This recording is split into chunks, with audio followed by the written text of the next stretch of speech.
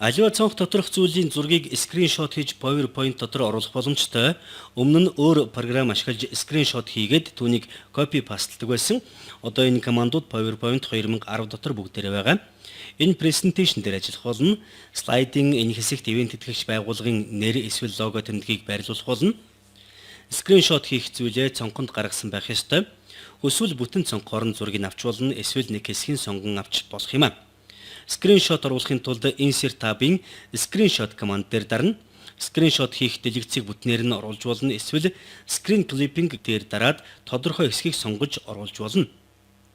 Screen Clipping тохиргоог сонгуул PowerPoint програм алга болж скриншот хийх дэлгэц нээгддэг.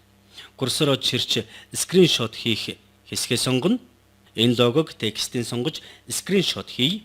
Хулганы товчийг сул тавьмагц автоматар PowerPoint програм руу буцах болно. Скриншот хийсэн зураг гараад ирсэн байна. Зургийн байрлалыг тохируулъя. Энэ зурагт эффект нэмж оруулж болно. Pictures Stylist тохиргооноос сонголтоо хийх боломжтой. Нэг эффект оруулах юм. Курсороо өөр газар даръя. Ингээд скриншот маань байрлал эзэлчихсэн бас эффекттэй болчихлоо. Скриншот оруулахын тулд нэмэлт програм ашиглах шаардлагагүй болсон. Энэ програмыг ашиглаж скриншот оруулах хэлбэр аргуудыг энэ хичээлээр заалаа.